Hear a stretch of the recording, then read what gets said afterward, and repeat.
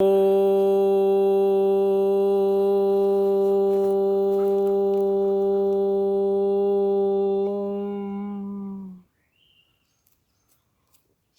बदली में छुपा मुझे मालूम न था, शक्ल इंसान में खुदा था मुझे मालूम न था। यह शरीर 5 तत्व से बनी है। इस ऋषियों महर्षियों ने बहुत पहले से ही हमारे मानव समाज को बताते आए। उन्होंने कहा कि यह 5 तत्व की शरीर है और इस शरीर के अंदर जो आत्मा है वही सत्य है, वही सनातन है। उसी का ज्ञान लेना ही अमृत, आत्मा ही अमृत जो कभी मरता नहीं, अमृत जो कभी नहीं मरता। तो आत्मा ही अमृत है। उसी का ज्ञान लेने के लिए कुंभ मेले का आयोजन होता है। हर जगह से ऋषि महर्षि आते हैं, साधु संत। शोध स्थली वह मानी जाती है, अमृत का शोध। अमृत का शोध जो कर चुका है वह महापुरुष है, वह तत्वदर्शी है। गीता में लिखा कि अर्जुन तत्वदर्शी के पास जाओ। तो तत्वदर्शी वही हैं जो आत्मा के मालिक हैं। अब उसी आत्मा वे अमृत स्वरूप है। अब उनके शरण में जब यह साधक जाता है, उनकी आज्ञा का पालन करता है, तो वे महापुरुष प्रथम नाम जप, श्वास श्वास में नाम जप, वृथा श्वास मत खोए। श्वास के सहारे नाम जप की विधि बतलाती। प्रथम बोल बोल के, इसको बैखरी कहते हैं, द्वितीय मध्यमा कहते हैं, धीरे धीरे तुम ही कहो तुम ही सुनो। तीसरी विधि है श्वास आई तो सुनो ओम, गई तो सुनो ओम। धीरे धीरे श्वास देखने की क्षमता आ जाती है साधक में। यहाँ से भजन असली स्टार्ट है। और इसके पहले जो हम कर रहे थे वह प्रयास मात्र है। अब श्वास को जीवन साथी हम माने, जो माना महापुरुषों की बात वह मानो, जो नहीं माना मानव दानव कोई दो नहीं, वो अपने बुराई को बढ़ा रहा है। एक साधक है सही, अपने भलाई को बढ़ा रहा। भलाई बुराई सबके अंदर छिपी रहती है। अब हम उस अमृत तत्व का ज्ञान लेने के लिए महापुरुष के पास गए तो महापुरुष कहते हैं ईश्वर सर्वभूतानां हृदय सर्जुन तिष्ठति भ्राम्यान् सर्वभूतानि यंत्रारूढ़ानि माया। हे अर्जुन, ईश्वर सब जीवित प्राणी के हृदय देश में रहता है।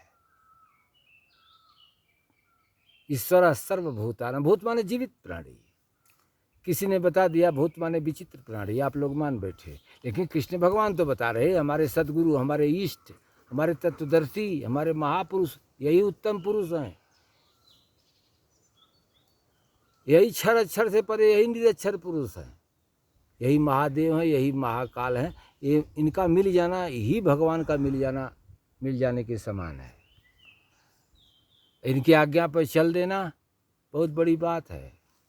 ईश्वर सर्वभूतानां हृदय से अर्जुन तिष्ठति। हे अर्जुन, हृदय देश में वह बैठा है, रहता है, ये स्थिर होके हृदय देश में, बहुत नजदीक आपके पास। भ्राम्यान् सर्वभूतानि माने भूत जीवित प्राणी। ये जीवित प्राणी जो दिखाई दे रहे हैं अर्जुन, ये सब भ्रमित हैं। ये 5 तत्व को सत्य मान के आपस में गुत्थम गुत्था किए। अरे टट्टी से टट्टी कभी साफ होता है? छूटे मल की मल ही के धोए। घृत की पाव कोई बारी बिलोए। पानी मथने से कोई घी प्राप्त कर सकता है? कोई नहीं। उसी प्रकार से एक शरीर से एक शरीर की तृप्ति नहीं होती। जब तक शरीर मकान है 5 तत्वों का, इसके अंदर जो आत्मा है वही अमृत है। हम उसका ज्ञान लेने के लिए तत्वदर्शी के पास जाते हैं। तत्वदर्शी कहते हैं भ्राम्यान् सर्वभूतानि, सब जीवित प्राणी भ्रमित हैं। क्यों? यंत्रारूढ़ानि माया। यह शरीर मेरी माया रूपी यंत्र है। शरीर माया रूपी यंत्र है। इस यंत्र पे चढ़ गए, आरूढ़ हो गए, नौकारूढ़। आरूढ़ हो गए, अब ये भगवान को खोज रहे। तो भगवान कहते हैं ये जो इसी 5 तत्व पे आरूढ़ हो गए हो, नौकारूढ़ कहा जाता है ना, नौका पर आरूढ़, नौका पर चढ़ बैठे, इस पर से उतरो और भगवान को खोजो, भगवान मिलेगा। खोजते हुए कहाँ जाओ? तत्वदर्शी महापुरुष के पास। वे श्वास के सहारे नाम जप की विधि बताएंगे। बैखरी, मध्यमा, पश्यंती, परा, ये 4 विधियां हैं। ये सबको भली भांति वे चूँकि उस साधना करके गुजरे हैं, कर्म करके गुजरे हैं। भगवान का भजन करने का सर्व प्राणी को अधिकार है। मनुष्य मात्र होना चाहिए। किसी जाति विशेष, वर्ग विशेष के लिए भगवान नहीं है। भगवान सबके लिए है। सत्य का राह सबके लिए खुला हुआ है। हाँ, ज़्यादा लोभी, ज़्यादा कामी, ज़्यादा क्रोधी, ज़्यादा मोही नहीं आ पाते सत्य की तरफ जल्दी, लेकिन ठोकर लगता है तो वे भी आती है। तो श्वास के सहारे वो अभी ओम ओम करते हैं। इसलिए श्वास के सहारे सब लोग ओम ओम करो, श्वास को जीवन साथी मानो। ये 5 तत्व का पसारा है। कोई किसी का साथी नहीं है, न कोई किसी का दुश्मन है। अपनी इंद्रियां ही दुश्मन हैं, अपनी इंद्रियां ही दोस्त हैं। अगर अपनी इंद्रियां अपने कंट्रोल में रहती हैं, संयम में रहती हैं, तो यही मित्र बन के मित्रता में बरतती हैं। अपनी ही इंद्रियां जब बहिर्मुखी प्रवाहित हैं, बाहर कामियों के साथ, क्रोधियों के साथ, लोभियों के साथ, मोहियों के साथ चक्करबाजी कर रही हैं, तो यही इंद्रियां ही हमारे शत्रु बन जाती हैं और शत्रुता में बरतने लगती हैं। आंख उठा के देख लो भाई साहब, जेल भरा है, अस्पताल भरा है। बुरा भी इसी संसार में वृक्ष बन के रहेगा और भला भी इसी संसार में वृक्ष बन के रहेगा। दोनों अंदर भी हैं, बाहर भी हैं। हमें बाहर वालों से युद्ध नहीं करना है, हमें युद्ध अंदर वालों से करना है। अपने बुराई को धीरे धीरे क्रमशः महापुरुष के शरण से, सानिध्य से, ऐसी स्मृति आती है, याददाश्त आती है कि हम चाहें तो अच्छा कर्म करके अच्छे मनुष्य बन सकते हैं। तो फिर वह आदमी चुन ले गुणों के मोती बिखरे जहाँ जहाँ पे, वे गुणग्राही हो जाता है। और मधुमक्खी से भी गुण ग्रहण कर सकता है, कुत्ते से भी गुण ग्रहण कर सकता है, वो गुणग्राही हो जाता है।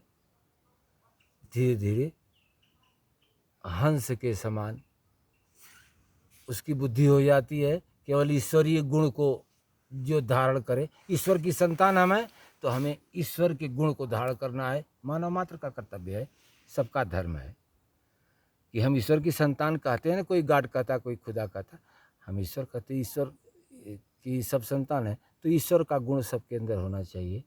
यही विशेष मानव का विशेष कर्तव्य है।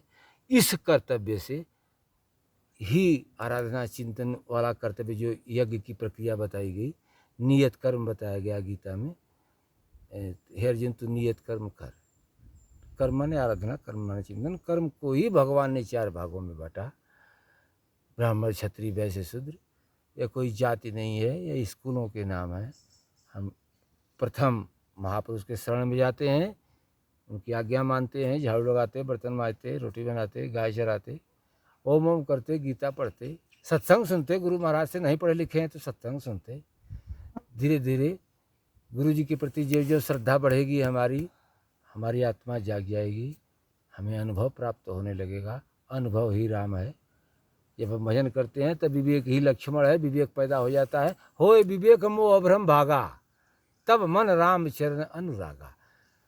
जब विवेक पैदा होता है तो क्या हो जाता है? ये मोह रूपी भ्रम समाप्त हो जाता है। भगवान के चरणों में श्रद्धा भाव समेत यह जीव समर्पित हो जाता है। भगवान उठाते बैठाते चलाते धीरे धीरे सांसारिक खोखंद से पार भगवान ही करते हैं। इसलिए उस महापुरुष को बार बार प्रणाम है। ओम श्री सद्गुरुदेव।